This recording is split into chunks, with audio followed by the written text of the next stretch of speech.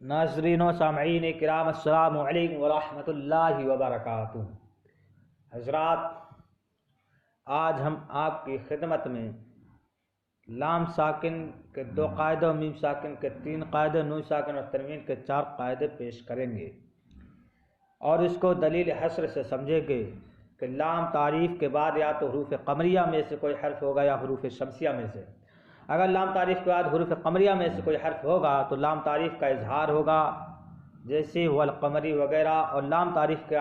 بعد اگر حروف شمسیہ میں سے کوئی حرف ہوگا تو لام تعریف کا ادغام ہوگا، جیسے والشمس وغیرہ۔ آئیے بڑھتے میم کی طرف۔ میم ساکن کے 3 قاعدے ہیں، اس کی دلیل حصر اس طریقے سے سمجھیں گے کہ میم ساکن کے بعد یا تو میم ہوگا یا با ہوگا یا اس کے علاوہ کوئی حرف ہوگا۔ اگر میم ساکن کے بعد میم حرف آئے گا تو میم ساکن کا یہاں پر ادغام شفوی ہوگا، جیسے ہم معرضون، اور میم ساکن کے بعد حرف با آئے گا تو اخفا شفوی ہوگا، جیسے ربہم بہم،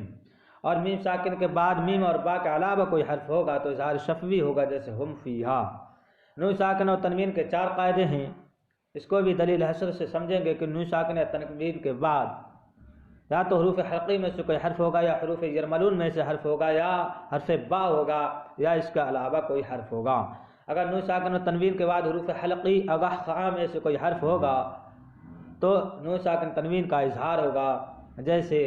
من غیرہ۔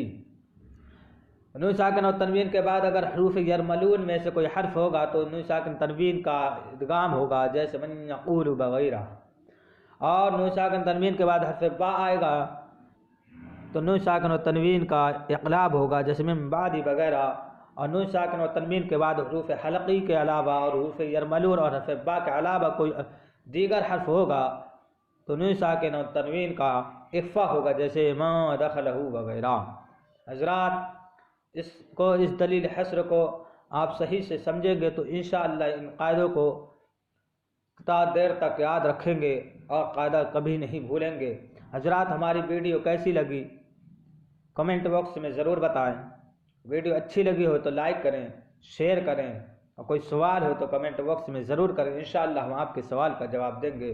ہماری ویڈیو یہیں پر اختتام ہوتی ہے، تب تک کے لیے السلام علیکم ورحمۃ اللہ وبرکاتہ۔